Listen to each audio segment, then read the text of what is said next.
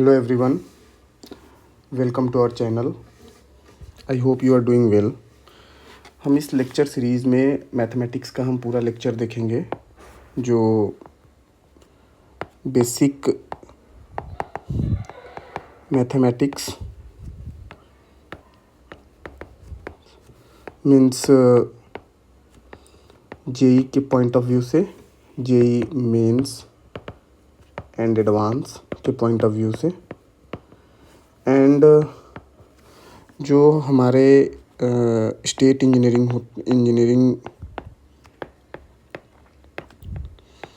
College में admission के लिए जितने भी एग्ज़ाम होते हैं उसके लिए हम देखेंगे। अगर कोई भी स्पेलिंग मिस्टेक हो तो प्लीज़ आप लोग उसको करेक्ट कर लेना। तो बेसिक हमारा इस लेक्चर सीरीज़ में हमारा जो मेन फोकस होगा जेई मेंस और एडवांस के पीवाईक्यू और थ्योरी, इन दो पॉइंट को लेके हम चलेंगे। मीन्स हम ज़्यादातर क्वेश्चन अगर हम पिक करेंगे तो PYQ means previous year question के हम पिक करेंगे क्वेश्चन जो कि 2000 से 2024 तक होंगे या उससे बिलो भी हो सकता है। ठीक है, अंडरस्टूड। अच्छा, तो पूरे इस लेक्चर सीरीज़ में इस लेक्चर में हम जो पहला चैप्टर शुरू करेंगे वो होगा तुम्हारा आप लोगों का complex number and quadratic equation.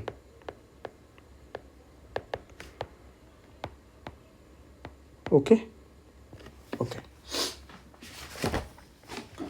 तो पहले तो समझने की बात ये है कि हमें ये समझना है कि आपका इसमें आपका सिलेबस क्या है। ठीक है, तो कॉम्प्लेक्स नंबर अभी हम नहीं कवर करेंगे इस लेक्चर सीरीज़ में। अभी हम इसमें हम कवर करेंगे जो है वो क्वाड्रेटिक इक्वेशन। ठीक है। अच्छा, क्वाड्रेटिक इक्वेशन के मल्टीपल पार्ट्स, बेसिकली नाम तो क्वाड्रेटिक इक्वेशन है तो हमें ये लगता है कि क्वाड्रेटिक इक्वेशन होगा, बट जेई मेंस और एडवांस की खूबसूरती यही है कि ये लोग एक टॉपिक के अंदर 2 या 3 चीज़ें पूछने का ट्राई करते हैं। अंडरस्टूड। तो जैसे पहला आपका जो आप सिलेबस देखोगे तो उसमें है कि quadratic equation in real and complex number system, मतलब ये कॉम्प्लेक्स के साथ कॉम्प्लेक्स नंबर के साथ साथ रियल नंबर का भी आप लोगों से क्वाड्रेटिक इक्वेशन पूछेंगे। जैसे कॉम्प्लेक्स नंबर क्या होता है मैं थोड़ा सा बता देता हूँ। जैसे 6 + 3i, आई मीन्स आयोटा, ये इमेजिनरी नंबर है। हम इसमें कोई भी छोटा है क्या बड़ा है हम ये सब बता नहीं सकते, ये इमेजिनरी नंबर है, कॉम्प्लेक्स नंबर। तो ये है। और फिर आपका दूसरा आप देखोगे तो है कि उनके सॉल्यूशन हमें फाइंड आउट करने होते हैं। Relation between roots and coefficients ये हैं। नेचर ऑफ रूट्स बेसिकली हम नेचर ऑफ रूट्स आप लोग अगर 10th में पढ़े होंगे कि x = -b + -d/2a। d यहाँ पे क्या होता है, d होता है b² - 4ac। तो जो ये d होता है, d बेसिकली हमें नेचर ऑफ रूट बताता है, नेचर ऑफ रूट्स बताता है। मतलब या वो रियल हो सकता है, इमेजिनरी हो सकता है, क्या होगा ये सारी चीज़ें हम देखेंगे अभी आगे। मैं बस ओवरव्यू आप लोगों को दे रहा हूँ अभी।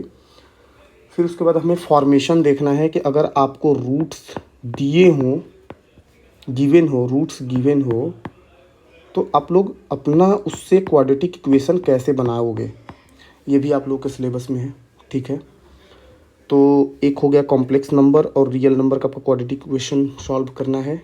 नेचर ऑफ रूट्स होता है, रूट्स गिवन हो उसके बाद क्वाड्रेटिक इक्वेशन उसके बनाने होते हैं। ये 3 चीज़ें होती हैं। फिर आता है quadratic equation with real coefficient. इसी के अंदर एक चीज़ आता है लॉग। आप जब एडवांस का सिलेबस देखोगे तो ये इतनी सारी चीज़ें हो गई आपका मेंस जेई मेंस में, और लॉगरिदम ऐड हो जाता है आपका एडवांस में। ठीक है। अच्छा, जैसे ही हम डी के बारे में पढ़ते हैं, सपोज़ करो जैसे ही हम डी के बारे में पढ़ना शुरू करेंगे तो बहुत सारे केसेस आते हैं कि डी ग्रेटर देन ज़ीरो हो, लेस देन ज़ीरो हो, greater than or equal to zero हो। हमें ये सारे चीज़ें को सॉल्व करना पड़ता है कि इमेजिनरी रूट होगा या रियल रूट होगा, रियल एंड डिस्टिंक्ट होगा या इक्वल रूट होंगे। तो इसके लिए हमें इक्वल टू, मतलब बेसिकली हमें इनइक्वालिटी सॉल्व करनी पड़ती है। ठीक है। ठीक है, तो इस लेक्चर सीरीज़ में पहले हम बिल्कुल बेसिक मैथमेटिक्स देखेंगे कि जिससे हमारा काम हो पाए। तो इससे कंक्लूज़न पॉइंट ये निकलता है, कंक्लूसिव ये है कि पहला हमें पढ़ना है इनइक्वालिटी बोलिए, इनइक्वेशन बोलिए। ठीक है, ये चीज़ें हमें पढ़नी है। इसके अंदर हमें क्या चीज़ें पढ़नी है, इसके अंदर हमें पढ़ना है ग्रेटेस्ट इंटीजर,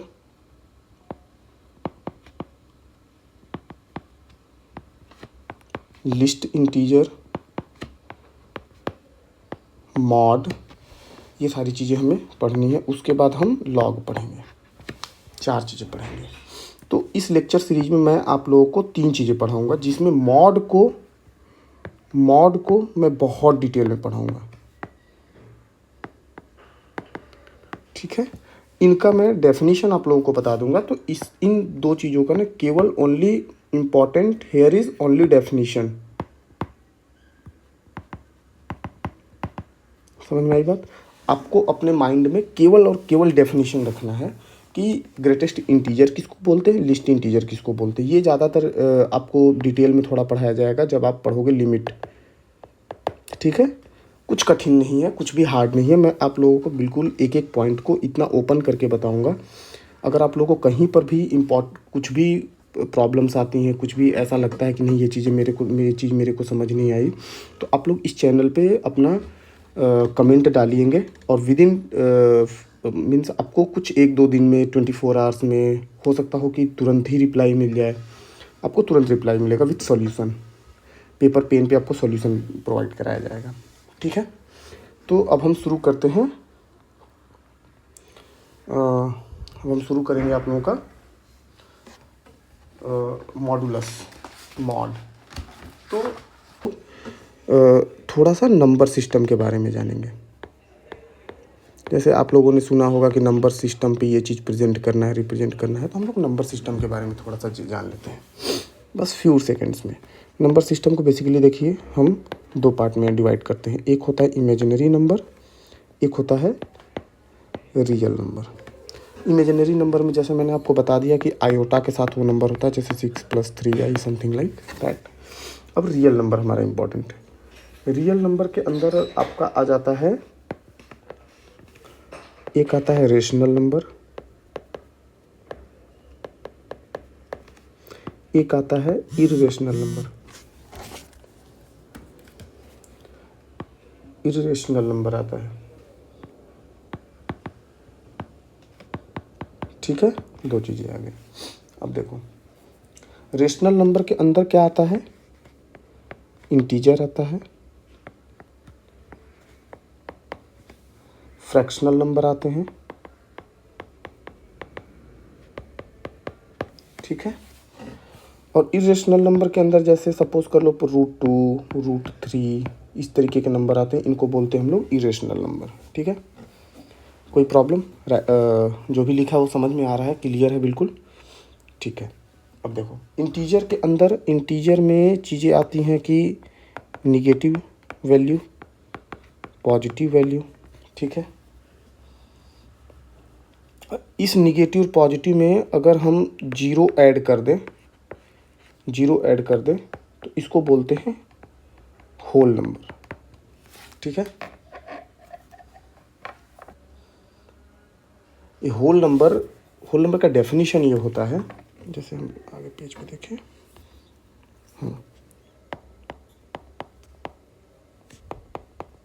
होल नंबर क्या होता है,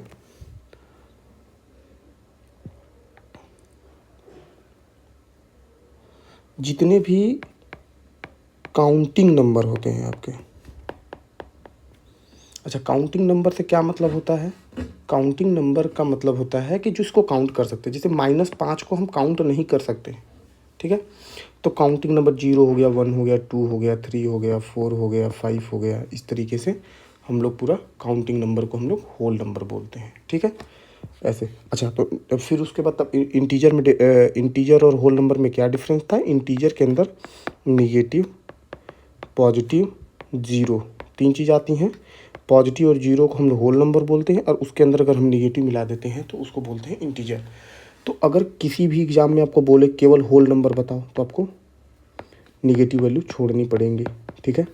इंटीजर बोलेगा तो आपको सारी वैल्यू कंसीडर करनी पड़ेगी। मेरा पर्पज़ ये था ये बताने का कि अगर कहीं पर भी आपको बोलता है कि रियल नंबर है, तो रियल नंबर के माइंड में आपको ये आना चाहिए कि अच्छा रियल नंबर है तो उसके अंदर रेशनल नंबर होता है, फिर इरेशनल नंबर होता है, इंटीजर्स होते हैं, फ्रैक्शन नंबर होते हैं। फ्रैक्शन नंबर में 2/3, 3/5 लाइक दैट, इस तरीके से होगा। इंटीजर के अंदर निगेटिव, पॉजिटिव और जीरो, 3 चीज़ें होती हैं। और देखो, पॉजिटिव और जीरो को मिला करके हम लोग बोलते हैं होल नंबर, ठीक है, ये भी मैंने आपको बता दिया। तो ये सारी चीज़ें अपने माइंड में रखना है कि आपको जो भी चीज़ें हैं कैसे, अगर कोई बोलता है रियल नंबर है, होल नंबर है, तो आप लोगों को बिल्कुल समझ में आना चाहिए। अब जैसे पॉजिटिव नंबर के अंदर आता है, पॉजिटिव नंबर के अंदर आता है प्राइम नंबर, ठीक है, प्राइम नंबर हो गया। दूसरा हो गया आपका कंपोजिट नंबर,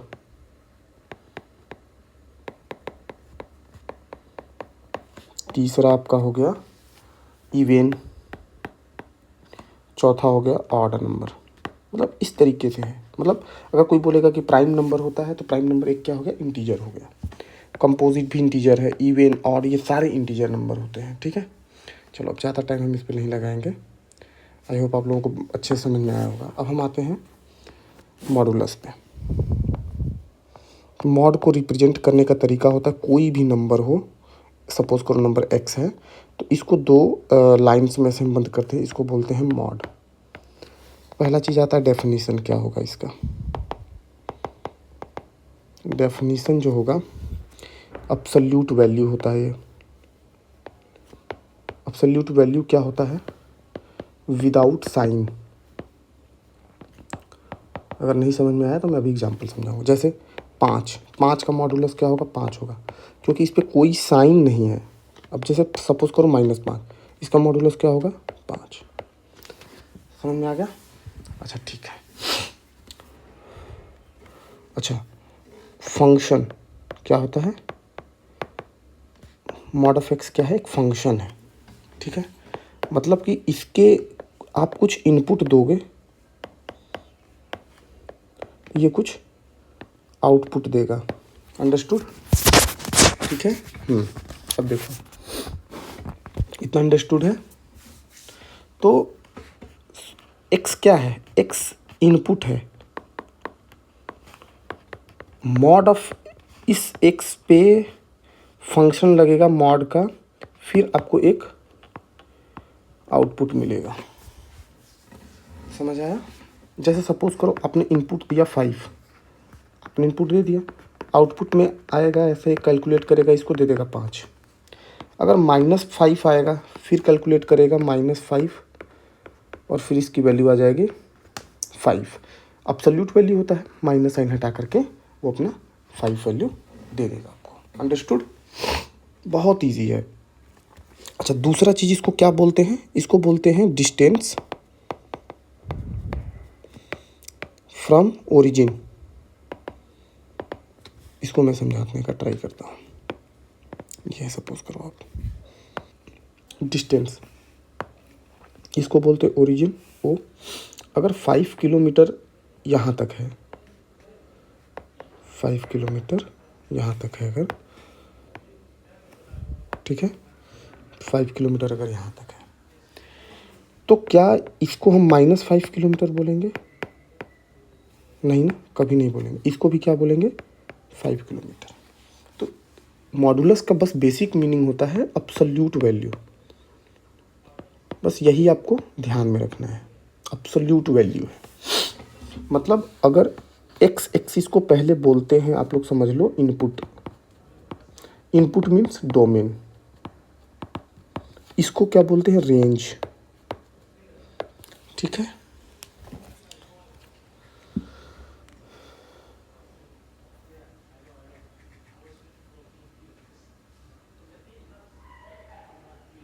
ठीक है, आउटपुट को हम बोलते हैं रेंज बोलते हैं, ठीक है। अब जैसे सपोज करो आप, रेंज की स्पेलिंग गलत है क्या? नहीं, सही है, ठीक है। अब देखो, डोमेन मीन्स इनपुट। अगर आपने इसको एक्स पर मान लो 1 वैल्यू दिया, तो वाई पर ये 1 वैल्यू देगा, ठीक है। यहाँ पर अगर आपने एक्स पर इसको -1 भी दोगे, तब भी वाई पर ये 1 वैल्यू देगा। समझ आया बात? अगर आपको इसको 2 वैल्यू दोगे या -2 दोगे, तब भी इसका 2 ही वैल्यू आएगा, इसका 2 ही वैल्यू आएगा। तो आप अगर इसको ऐसे मिलाओगे तो ये इस तरीके से ग्राफ बनता है इसका। चलो मैं ग्राफ बताता हूँ आप लोगों को। ग्राफ ऐसे होता है कि अगर -x भी आपका इनपुट रहा या +x रहा, कुछ भी रहेगा, तब भी ये प्लस ही हमेशा रहेगा। आप चाहे माइनस की वैल्यू दो, चाहे प्लस की वैल्यू दो, हमेशा ये प्लस की वैल्यू देगा। जैसे आपने 5 दिया या -5 दिया, आप देख लो, यहाँ पर आपको +5 मिलेगा, यहाँ पर आपको +5 मिलेगा। ये ग्राफ जो होता है y=x का ग्राफ होता है, ये होता है -x का ग्राफ होता है। अच्छा, अब x और -x में क्या मतलब है? मतलब है, अब ये फंक्शन बनता है कि एक फंक्शन है, सपोज करो y=mod(x), मतलब ये x और -x के फॉर्म में खुलता है। जैसे हमने देखा x और -x, ये x के फॉर्म में कब खुलेगा? जब x ग्रेटर देन 0 होगा। आई -x के फॉर्म में कब खुलेगा? ये x लेस देन जब 0 होगा। तो ये दो चीज़ क्या है? ये आपके इनपुट मीन्स डोमेन, ये दो चीज़ें क्या है? रेंज। जैसे हम लोग कुछ भी कोई भी हम सेंसर जब बनाते हैं तो हम उसका बोलते हैं कि इसका रेंज क्या है। रेंज मीन्स ये 5 किलो, जैसे ब्लूटूथ का एक रेंज होता है। रेंज मीन्स उसका आउटपुट क्या है। रेंज की 10 मीटर तक ये कैच करेगा, 20 मीटर तक कैच करेगा, 30 मीटर तक कैच करेगा, 40 मीटर तक कैच करेगा, उसको बोलते हैं हम लोग रेंज। इनपुट, इनपुट है कि वो क्या चीज़ एक्सेप्ट कर सकता है और क्या चीज़ एक्सेप्ट नहीं कर सकता है। जैसे हमारा इनपुट होता है ना कि खाने के लिए हम जैसे दाल खा सकते हैं, दाल चावल, जो पल्स हो सकता है, राइस हो सकता है, ग्रेन्स हो सकते हैं। हम ग्रास नहीं खा सकते, तो हमारा डोमेन क्या है? पल्स है, ग्रेन है, ये सारी चीज़ें हैं, ठीक है। हमारा रेंज क्या है कि हम 10 किलोमीटर तक चल सकते हैं, 50 किलोमीटर तक चल सकते, सबका अपना रेंज है। कि कोई 2 किलोमीटर में ही उसका सब कुछ हो जाता है, कोई 10 किलोमीटर आराम से चल सकता है। जैसे उसेन बोल्ट को देखो, उसका रेंज अलग है, सबका रेंज अलग अलग होता है, वैसे ही ये फंक्शन हो जाता है, ठीक है। ओके, अब इस चीज़ को अपने दिमाग में रखना है कि x जब भी ग्रेटर देन होगा तो हमेशा पॉजिटिव में खुलेगा, जब x लेस देन होगा तो हमेशा निगेटिव में खुलेगा, ठीक है। ओके, अच्छा, अब हम कुछ रूल्स के बारे में बात करेंगे जो हमें हेल्प करेंगे, जो भी जेई वगैरह के सवाल होते हैं उनको सॉल्व करने में हमें हेल्प करता है, ठीक है। अच्छा, तो उस रूल के पहले हम थोड़ा सा इनक्वालिटी के बारे में जान लेते हैं क्या होता है। जैसे हमेशा 3 लेस देन 5 है, सपोज करो आप, ठीक है। एक पॉइंट है। दूसरा पॉइंट ये है, अगर इसमें माइनस का मल्टीप्लाई कर दिए, -3, अगर हम इनक्वालिटी चेंज नहीं करते हैं अभी, क्या ये करेक्ट है? करेक्ट है? सब सोच के देखिएगा, नहीं करेक्ट है ये। तो क्या होता है, माइनस से मल्टीप्लिकेशन पे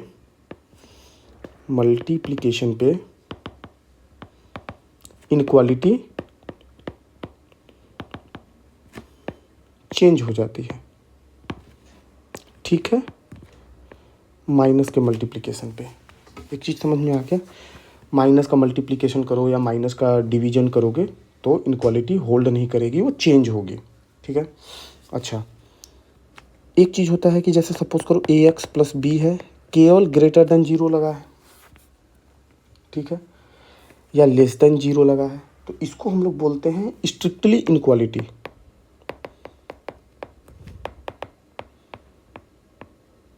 स्ट्रिक्टली इनक्वालिटी। अब सपोज करो ए एक्स प्लस बी है, ग्रेटर देन है, इक्वल टू है, लेस देन है, सपोज करो ई ग्रेटर देन, लेस देन, फिर है, तो इसको हम लोग बोलते हैं स्लैक इनक्वालिटी। आईआईटी जेई के पेपर में ऐसे ही लोग अपने वर्ड्स में बच्चों को फंसा देते हैं। अगर आपको स्लैक का आइडिया नहीं रहेगा तो आप इक्वल टू साइन नहीं ले पाओगे, स्ट्रिक्टली का आइडिया नहीं रहेगा तो आपको पता ही नहीं लगेगा कि हमें क्या करना है। तो वो लोग अपने ना वर्ड्स में भी बहुत फंसाते हैं, तो हमें बहुत सारे वर्ड्स का भी आइडिया रखना है अपने पास, ठीक है, ठीक है। इतनी चीज़ें आप लोगों को समझ में आ गई होंगी, आई होप। अब हम बात करते हैं कि जैसे बेसिक रूल होते हैं, माइनस का मल्टीप्लिकेशन, डिवीजन, ये सारी चीज़ें आपको समझ में आ रही होंगी। और जब तक आप श्योर नहीं हो कि आप 3 है लेस देन 5 है, आप अगर इसमें 2 का मल्टीप्लाई करोगे तभी देखोगे कि ये इनक्वालिटी होल्ड कर रही है। मतलब प्लस चीज़ से आप दोनों तरफ मल्टीप्लाई करो, डिवाइड करो, तो इक्वेशन पे कोई फ़र्क नहीं पड़ता, इन इक्वेशन पे कोई फ़र्क नहीं पड़ता है। बेसिकली इन इक्वेशन में क्या होता है कि हमें जैसे इक्वेशन है, इक्वेशन में एक एक्स की वैल्यू कोई मिलेगी, जैसे ए मिलेगा, कोई अगर स्ट्रेट लाइन है तो ए मिलेगा, क्वाड्रेटिक है तो 2 वैल्यू मिलेगी। लेकिन इन इक्वेशन में या इनक्वालिटी में हमें सेट मिलेगा, पूरी सेट मिलेगी। जैसे एक्स बिलोंग करेगा 0 टू इनफाइनाइट तक की, ऐसे पूरी सेट वैल्यू मिलेगी, ठीक है। अब हम रूल्स के बारे में बात करेंगे अब, जो बहुत इंपॉर्टेंट है। मैं आप लोगों को थोड़ा याद रखने का तरीका भी बताऊंगा, तो आप लोग थोड़ा सा उसको ट्राई करिएगा कि वो एग्ज़ामिनेशन हॉल में आप हर चीज़ को प्रूफ नहीं कर सकते हो, तो कुछ चीज़ों को याद रखनी पड़ेंगी, वो एकदम करेक्ट डेफिनेशन के साथ याद रखना है, उसको मैं बताऊंगा। जैसे अब सपोज़ करो पहला रूल है आपका कि mod of x less than a है। मतलब मॉड ऑफ एक्स क्या है, एक कोई पॉजिटिव विदाउट साइन एक वैल्यू है, अगर वो एक पर्टिकुलर वैल्यू से छोटी है, ऐसे हमारा ग्राफ था, कोई ये ए वैल्यू है, इससे ये छोटी है, तो जो ए वैल्यू है, जो अगर ये इस साइड है तो ये इस साइड भी कहीं होगी, माइनस में भी होगी, लेकिन ए लेस प्लस में हो या माइनस में हो।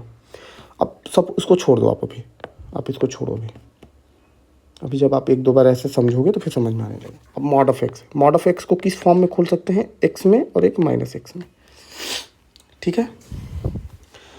तो एक्स कब खुलेगा, जब एक्स ग्रेटर देन 0 होगा, माइनस एक्स कब खुलेगा, जब एक्स लेस देन 0 होगा।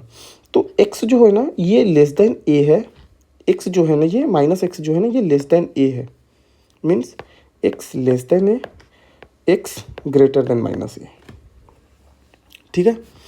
तो आपका क्या हो गया, एक्स जो होगा ना वो माइनस ए से ए के बीच में होगा।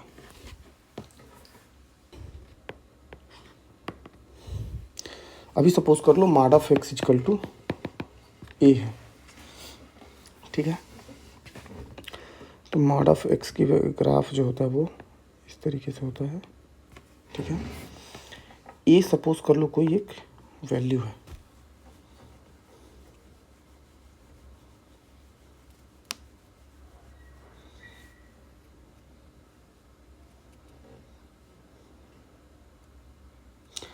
अब mod of x less than a का मतलब क्या हो गया कि एक्स की वैल्यू जो है लेस देन ए होगी, यहाँ पर एक माइनस ए भी होगा, क्योंकि मॉड जब भी खुलता है तो एक्स और माइनस एक्स में खुलता है, फिर वो इसके बीच में होगा कहीं। अब समझ पा रहे हो मैं क्या कहना चाहता हूँ। जब लेस देन ए हुआ, मॉड हमेशा एक्स और माइनस एक्स में खुलता है, तो mod of x less than a का मतलब क्या होगा कि एक्स ए से छोटा होगा, माइनस एक्स भी ए से छोटा होगा। दो चीज़ें हो गई, समझ में आ गया। तब जाके क्या करेंगे हम, x less than a, minus का मल्टीप्लाई कर देंगे तो एक्स ग्रेटर देन माइनस ए, मतलब माइनस ए से ए के बीच में हो गया। ठीक है,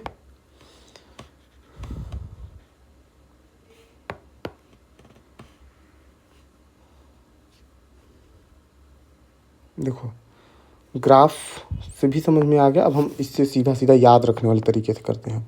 जैसे mod of x equal to a है, मैंने जैसे आपको बताया था इनपुट दो तरीके से खुलता है, एक्स और माइनस एक्स, मतलब x less than a, minus x less than ए, मतलब कि आप जब इसको सॉल्व करोगे तो एक्स माइनस ए से ए के बीच में हो गया, पहला रूल हो गया।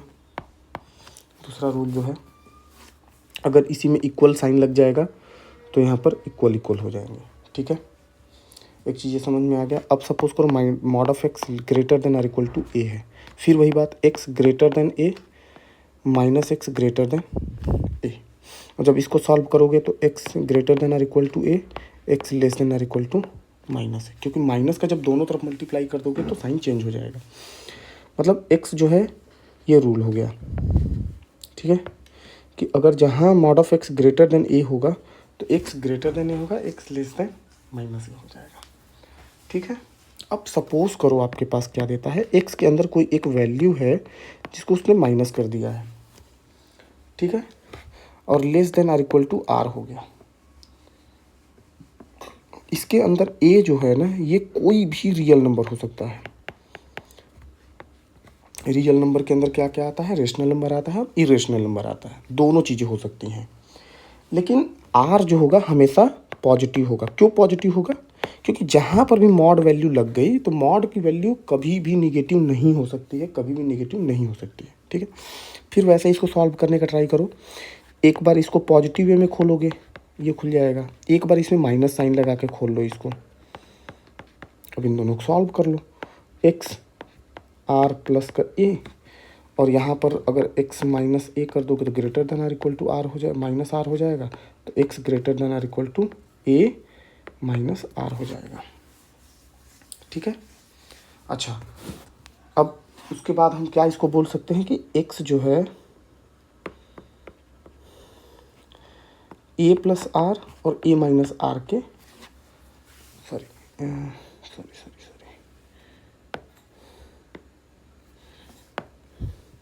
ए माइनस आर और ए प्लस आर के बीच में हो जाएगा। क्यों, क्योंकि यहाँ पे देख सकते हैं हम कि x जो है ग्रेटर देन है ए माइनस आर से। ठीक है, ये चीज़ समझ में, आई होप आप लोग को बेहतर तरीके से समझ में आ रहा होगा। ठीक है, वैसे ही सबको हमें वैसे ही सॉल्व करना। अब एक चौथा फार्मूला ये आता है कि आपने बुक में पढ़ा होगा, कहीं पर पढ़ा होगा आप लोगों ने, या रटा होगा, उस चीज़ को समझने का ट्राई करो। इसको एक कोई भी रियल नंबर हो सकता है, रियल के अंदर माइनस वैल्यू हो सकती है, प्लस वैल्यू हो सकती है, कोई भी हो सकता है, लेकिन ये हमेशा पॉजिटिव रियल नंबर रहेगा आपका। ठीक है, फिर वैसे ही इसको खोलने का ट्राई करो। एक बार x minus A greater than or equal to x minus a, minus sign के साथ आर, फिर वैसे ही सॉल्व करोगे तो वही आ जाएगा कि X minus A greater than or equal to R, X minus A less than or equal to minus R. ठीक है, ये चार रूल होते हैं जो मैंने आपको सारे बता दिए अच्छे से। ठीक है, अब एक ये है कि जैसे सपोज करो, फिर पांचवा रूल ये कहता है कि कोई मॉड ऑफ एक्स है, वो ए और बी के बीच में है। ठीक है, मॉड ऑफ एक्स का मतलब क्या, कोई एक वैल्यू है, कोई एक सपोज करो 5 है जो 3 और 7 के बीच में है, इसी तरीके का केस है ये। ठीक है, ठीक है, फिर वैसे ही सॉल्व करो। एक्स जो है एक बार प्लस में खुलता है, एक माइनस में खुलता है, बस लगा के खोल के सॉल्व कर लो, ये तुम्हारा फार्मूला हो जाएगा। जब माइनस में सब में मल्टीप्लाई कर दोगे तो इनक्वालिटी चेंज हो जाएगी। ठीक है, मतलब अब इसको सॉल्व करोगे तो क्या हो जाएगा, एक्स माइनस बी से माइनस है। ये तो सीधा सीधा है एक, ये उसका दूसरा वाला। ठीक है, मतलब कि फार्मूला क्या हो गया इसका कि x जो है ए और बी के बीच में है और एक्स जो है माइनस बी से माइनस ए के बीच में। ठीक है, तो देखो इसको रिप्रेजेंट करने के बहुत सारे तरीके हैं। आप देखोगे जैसे कि माइनस बी से माइनस ए ऐसे करके लोग लिखते हैं, यूनियन ए से लेकर के बी लिखते हैं। ठीक है, आप ऐसे भी लिख सकते हो, कोई दिक्कत नहीं है, आपको कोई प्रॉब्लम नहीं है। यूनियन का मतलब होता है दोनों को मिला करके। अगर आप ऐसे के बजाय अगर ऐसे लिखते तो मतलब ये होता है कि माइनस बी इंक्लूड है। अगर केवल ये वाला लगता है तो माइनस बी एक्सक्लूड है, आप उसको ले नहीं सकते हो। ठीक है, तो सारे फॉर्मूले जैसे मैंने बताए थे वैसे ही होंगे। मतलब और जैसे एक और आप लोग को बता देता हूँ, जैसे ए है एक्स माइनस सी मॉडुलस बी, बस वैसे ही खोलना है कि एक्स माइनस सी जो होगा वो ए और बी के बीच में होगा। एक माइनस एक्स माइनस सी ये जो है ए और बी के बीच में होगा, तो माइनस का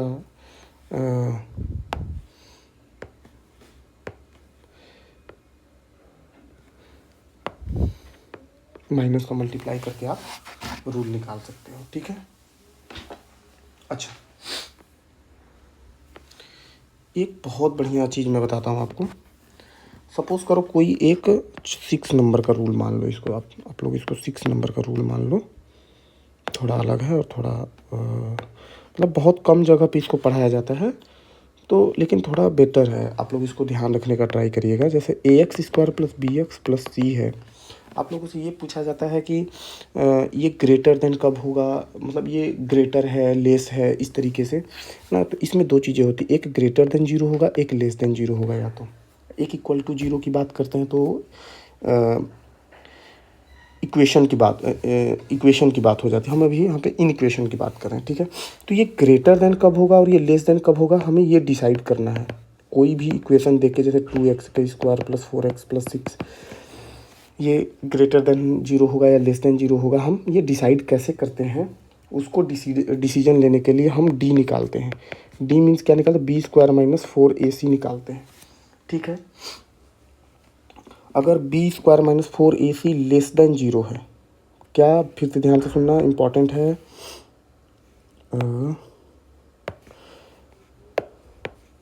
इम्पॉर्टेंट है ये पॉइंट, इम्पॉर्टेंट है, ध्यान देना आप लोग। हाँ, क्या ध्यान देना है कि पहले आपको निकालना है कि डी की बी स्क्वायर माइनस 4ac अगर लेस देन जीरो है, अगर लेस देन जीरो है देन आप डिसाइड करोगे, देन तभी आप डिसाइड कर पाओगे कि ये कैसे। अब उसके बाद आपको इस इक्वेशन पे जाना है। कोई भी इक्वेशन देखते ही पहले आपको डी निकालना है। डी निकालने के बाद आपको इस इक्वेशन को लिखना है, फिर उसमें इस वैल्यू को देखना है। इसको किसको देखना है, इस वैल्यू को देखना है, सिर्फ इस वैल्यू को देखना है। अगर ए ग्रेटर देन जीरो है, मतलब क्या है, मतलब आपका जो भी इक्वेशन होगा ए एक्स का square plus B x plus C greater than zero होगा। अगर ए लेस देन जीरो है तो ए एक्स का square plus B x plus C less than zero होगा।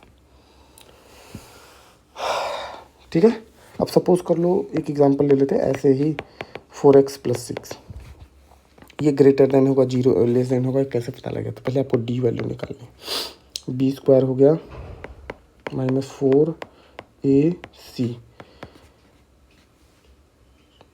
तो ये निगेटिव वैल्यू आ गई, समझ में आ रहा है। 16 माइनस 48। ठीक है, तो ये वैल्यू हमेशा, अब ए की बात करेंगे, ए ग्रेटर देन जीरो है तो ये हमेशा ऑलवेज पॉजिटिव होगा। ये मतलब ये एक्स एक्सिस को कट ही नहीं, सॉरी ये वाई एक्सिस के इस साइड आएगा ही नीचे, नीचे आएगा ही नहीं, इसकी वैल्यू कभी भी हमेशा पॉजिटिव है। मतलब ये कभी भी एक्स एक्सिस को टच कर सकता है, ऐसे कर सकता है ये, लेकिन कभी भी इसकी ये पॉइंट निकालने के लिए अलग चीज़ें होती हैं कि वाई को जीरो करो। ठीक है, लेकिन ये हमेशा पॉजिटिव रहेगा, कभी ये इक्वल टू भी जीरो नहीं होगा, ये हमेशा स्ट्रिक्टली इंक्रीजिंग होगा, ये ऐसे करके जाएगा वैल्यू। ठीक है, एक्स एक्सिस को बगैर टच किए, मतलब इसके रूट नहीं निकल सकते हैं इनके। ठीक है, रूट निकालने के लिए क्या होता है कि एक पॉइंट ऐसा मिलना चाहिए जो एक्स एक्सिस को कट करे, टच करे, तब तो करेंगे। अगर कोई वैल्यू है जो ऊपर से ही चली जा रही है तो कहाँ से रूट निकलेगा, नहीं निकल पाएगा रूट। ठीक है, ठीक है। और जैसे इसकी रूट निकालने की बात करेंगे हम लोग, तो x इक्वल टू क्या होगा, minus B plus minus under root B square में 48 -32 -32 आ गया तो इमेजिनरी रूट निकलेगा, लेकिन रियल रूट कभी नहीं निकल सकता। तो इस बात से हमें पहले ध्यान देना है कि अगर कोई भी वैल्यू पॉलिनोमियल इक्वेशन जब भी हम सॉल्व करेंगे तो पहले हम ये काम ज़रूर करेंगे। क्या करेंगे, ये सारा काम हम ज़रूर करेंगे। पहले कोई भी पॉलिनोमियल आएगा तो डी वैल्यू निकालेंगे, डी वैल्यू ए वैल्यू अगर उस डी निगेटिव आ गया, फिर ए ग्रेटर देन 0 आ रहा है मतलब हमेशा पॉजिटिव होगा, तो उसके रूट नहीं निकलेंगे, मतलब इमेजिनरी रूट होगा, रियल रूट नहीं होगा। नहीं निकलने का सेंस ये है कि रियल रूट नहीं होगा, केवल इमेजिनरी रूट हो सकता है। ठीक है, वो सारे आगे हम देखेंगे कैसे क्या करना है हमें। तो ये पूरे लेक्चर सीरीज में मैंने आप लोगों को मॉडुलस के कुछ रूल्स बताए और ये पॉलिनोमियल के देखें कि हम लोगों को कैसे ग्रेटर देन लेस देन हमें देखना है। अब बचता है हमारा इस लेक्चर सीरीज में अभी ग्रेटेस्ट इंटीजर, लीस्ट इंटीजर। ठीक है, देखो ये लेक्चर सीरीज अभी ये जो वीडियो आप देख रहे हैं, इस वीडियो में आपको अभी केवल थ्योरी के पार्ट पता चलेंगे। जब हम नेक्स्ट न्यूमेरिकल सेक्शन में आएंगे तो उसमें हम भर के न्यूमेरिकल करेंगे। उस न्यूमेरिकल में मैं जो रूल लगा है वो रूल फिर से लिखूँगा, उसको सॉल्व करूँगा, और मैं हर एक चैप्टर के 10 to 15 क्वेश्चन करने का आप लोगों के सामने करने का ट्राई करूँगा कि 10 to 15 क्वेश्चन हर एक सेक्शन के हो जाएं। उसके बाद आप लोग खुद से सॉल्व करना। मैं PYQ कराऊँगा, मैं और कुछ नहीं कराऊँगा, मैं आप लोग को PYQ करवाऊँगा, प्रीवियस ईयर के क्वेश्चन करवाऊँगा 10 to 15। उसके बाद आप लोग PYQ करने का ट्राई करना। मैं आपको फिर से सजेस्ट करूँगा कि आप लोग PYQ करें। पढ़ने के बाद आपसे अगर PYQ हो जाता है तब आप लोग कोई भी बुक, स्टैंडर्ड बुक आप उठा सकते हैं और आप उसको पढ़ सकते हैं। लेकिन सब फर्स्ट आपको क्या करना है, PYQ को समझना है, PYQ को लगाना है। जितनी बार हो सकता है PYQ लगाइए, 1 बार 2 बार 5 बार 10 बार, जो भी PYQ है PYQ को लगाइए। तो मैं 10 to 15 PYQ क्वेश्चन करवाऊँगा, उसके बाद आपको ये चीज़ें करनी है। अच्छा, इसके बाद हमारे इस लेक्चर में एक चीज़ बच जाता है, ग्रेटेस्ट इंटीजर। मैं उसको भी बता देता हूँ।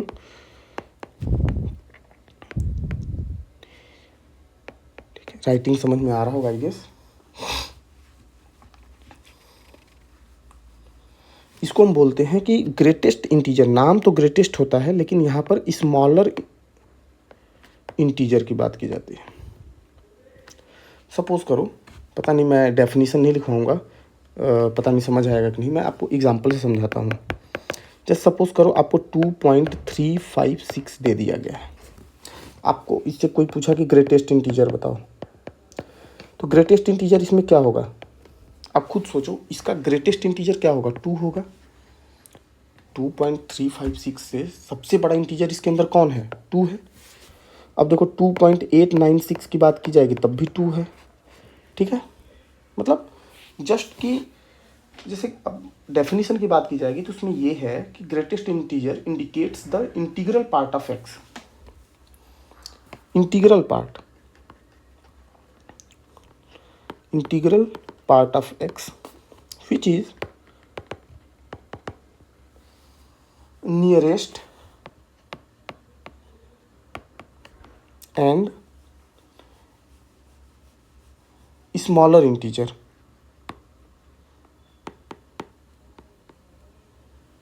नियरेस्ट एंड स्मॉलर इंटीजर को बोलते हैं हम लोग। ठीक है, उसके बाद जैसे मैंने आपको बताया, सपोज करो एक ये नंबर लाइन है, ये एक n इंटीजर है, यहाँ पर एक n+1 इंटीजर है, आपकी वैल्यू कोई 2.35 आता है यहाँ पर, तो हमेशा वो यहाँ पे जाएगा। यहाँ पर भी वैल्यू होगा तो यहाँ पर जाएगा। अगर कोई वैल्यू यहाँ पर आ गई तब वो यहाँ पे जाएगा। आई होप आप लोग समझ में आ रहा है, ज़्यादा टाइम देने की ज़रूरत है नहीं। ठीक है, अब आता है लिस्ट इंटीजर। ठीक है, लिस्ट इंटीजर का भी जैसे सपोज करो n है और n+1 है। ठीक है, तो लिस्ट इंटीजर में जैसे सपोज करो 2.35 है तो ये हमेशा अपने से बड़े वाले के पास जाएगा। इसका लिस्ट इंटीजर क्या हो जाएगा 3, कि सबसे लिस्ट वाला इंटीजर आपके पास नियरेस्ट और सबसे लिस्ट इंटीजर कौन सा है। ठीक है, इंडिकेट द इंटीग्रल पार्ट। इसमें डेफिनेशन की बात की जाए तो integral part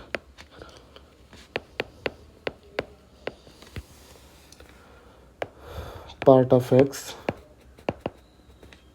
which is nearest and, इसमें हम ग्रेटेस्ट की बात करेंगे, greatest integer to X, greatest integer to X. Suppose करो आपने 2.3023 दिया तो इसका क्या होगा 2 होगा। अब जैसे सपोज करो -2.67 आपने दिया तो इसमें ग्रेटेस्ट कौन सा होगा, -2 होगा। -3 तो छोटा हो जाएगा ना। सपोज करो आप -1.5 पे हो तो आप अगर इंटीजर नंबर पे देखोगे, नंबर रियल नंबर लाइन पे, तो -1.5 होता है, यहाँ पर -1 होता है, यहाँ पर -2 होता है। तो greatest integral part of x क्या हो गया, -1 हो गया। ठीक है, अब अगर यही 1 से 2 के बीच में 1.5 होता तो इसका ग्रेटेस्ट इंटीजर पार्ट क्या हो जाता, 2 हो जाता। ठीक है, अंतर समझ में आ रहा है। ठीक है, तो आज हम इस लेक्चर को यहीं पे एंड करते हैं। आई होप आपने एंजॉय किया होगा इस लेक्चर सीरीज को। अगर आप लोगों को कुछ भी नहीं समझ में आता है, कुछ भी प्रॉब्लम होता है, तो आप लोग मेरे से कमेंट सेक्शन में अपना क्वेरी डाल करके हम उसके ऊपर रिजोल्यूशन दे सकते हैं, देंगे विदिन। हम प्रॉमिस करते हैं कि आपको रिजोल्यूशन, बेस्ट रिजोल्यूशन प्रोवाइड कराया जाएगा। ठीक है, तो आई गेस आपने एंजॉय किया होगा। मैंने जितना भी पढ़ाया है आप एक नोट्स बना लीजिए और एक एक पॉइंट को अच्छे से लिखिए उसको। जैसे मैंने एक एक चीज़ों को मैंने लिखा है, मैंने कहीं कहीं पे शॉर्ट फॉर्म्स यूज किए हैं, तो आप उसको अपना जो भी है उसको फुल फॉर्म में लिख लीजिए। एक अच्छी मोटी सी कॉपी ले लीजिए, A4 साइज़ की स्पाइरल कॉपीज़ आती हैं, उस कॉपी को ले लीजिए। 2 कॉपी लीजिए, एक पे केवल थ्योरी लिखिए, दूसरे पे उसका न्यूमेरिकल लिखिए। न्यूमेरिकल में केवल आपको PYQ करना है। मैं एग्ज़ाम क्रैक करने के तरीके थोड़ा सा बता सकता हूँ कि आप कैसे ईजीएस्ट वे में क्रैक कर सकते हैं कोई भी एग्ज़ाम। देखो, पहला तरीका है कि कोई भी सब्जेक्ट है, सब्जेक्ट के 2 पार्ट होते हैं, theory part and numerical part. ठीक है, ठीक है, ओके। 2 कॉपी बनेगा आपका, एक थ्योरी के लिए, एक न्यूमेरिकल के लिए। थ्योरी आपको पढ़ना है किसी भी अच्छे टीचर से, कोई किसी भी टीचर से, या बुक, स्टैंडर्ड बुक से, स्टैंडर्ड बुक से आपको पढ़ना है। जैसे मैथ के लिए जनरली लोग RD शर्मा की बात करते हैं। मैं आपको रिकमेंड नहीं करूँगा कोई भी चीज़, लेकिन जनरली की बात करता हूँ कि जेईई में लोग RD शर्मा रिकमेंड करते हैं, फिर प्ले विथ ग्राफ रिकमेंड करते हैं। हम प्ले विथ ग्राफ भी इस लेक्चर सीरीज़ में कवर करेंगे। प्ले विथ ग्राफ कवर करते हैं, मतलब अच्छी बुक होती है। और तो मेरे को आइडिया नहीं है, लेकिन ये 2 बुक काफ़ी फेमस है। तो हमें बुक्स के ऊपर तब जाना है, मैं ये बता रहा हूँ कि थ्योरी आप RD शर्मा से पढ़ सकते हैं, ऑब्जेक्टिव के NCERT से पढ़िए थ्योरी। सबसे पहले NCERT से पढ़ना है, NCERT अगर ख़त्म हो जाएगा तब RD शर्मा पढ़ना है। ठीक है, या कोई भी स्टैंडर्ड बुक आप लेके पढ़ सकते हैं, कोई भी स्टैंडर्ड बुक आप लेके पढ़ सकते हैं। थ्योरी होते ही आपको न्यूमेरिकल के नोट्स बनाने हैं। क्या बनाने हैं, न्यूमेरिकल्स के notes, last 20 year, 20 to 30 year. ठीक है, केवल और केवल PYQ करना है। एग्जामिनेशन से पहले 30 टाइम्स आपको करके जाना है। अगर आप इतना कर लेंगे उसके बाद मॉक देना है। ठीक है, मॉक 2 वीक्स में एक बार देना है, वंस, बट एनालिसिस इम्पॉर्टेंट हो जाता है। ठीक है, एनालिसिस के बाद जो क्वेश्चन आपसे नहीं बन पाए हैं उस क्वेश्चन का अलग सेपरेट नोट बनाना है। मतलब किसी भी सब्जेक्ट के 3 कॉपी बनेंगी, एक थ्योरी के लिए, एक न्यूमेरिकल के लिए, एक आप जो मॉक देंगे, मॉक देने के बाद जो क्वेश्चन आपसे नहीं बन पाया है उस क्वेश्चन के लिए आपको सेपरेट एक कॉपी लेना है और क्वेश्चन लिखना है। ऐसा नहीं कि चलो क्वेश्चन नंबर 2 अच्छा इसका सॉल्यूशन, नहीं, घबराना नहीं है। पूरा प्रॉपर क्वेश्चन लिखना है, सॉल्यूशन देना है, क्वेश्चन लिखना है, सॉल्यूशन देना है। पर डे 6 to 8 आवर पढ़ने हैं, सेल्फ स्टडी के लिए ही है। आप अपना अगर कोचिंग करते हैं, कहीं पे कुछ करते हैं, जो भी कोचिंग कर रहे हैं आप, उसके अलावा आपको 6 to 8 आवर्स सेल्फ स्टडी के लिए आपको देना है। 2 hour for each subject.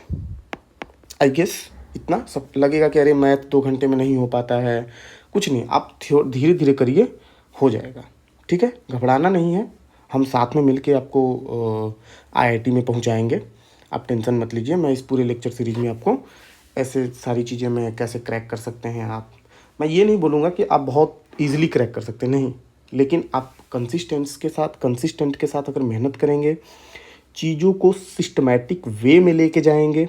Systematic way में करना बहुत इंपॉर्टेंट है, बहुत बहुत बहुत इंपॉर्टेंट है कि थ्योरी एक कॉपी में लिख रहे हैं, बिल्कुल क्लीन लिख रहे हैं, फिर न्यूमेरिकल में ऐसा नहीं कि क्वेश्चन नंबर 2 क्वेश्चन नंबर 3, नहीं, पहले उस क्वेश्चन को लिखिए, पूरा क्वेश्चन लिखिए, उसके बाद आंसर दीजिए। सपोज़ करिए कैसे करना है आपको, मैं बता देता हूँ एक बार। सपोज़ करो कि क्वेश्चन है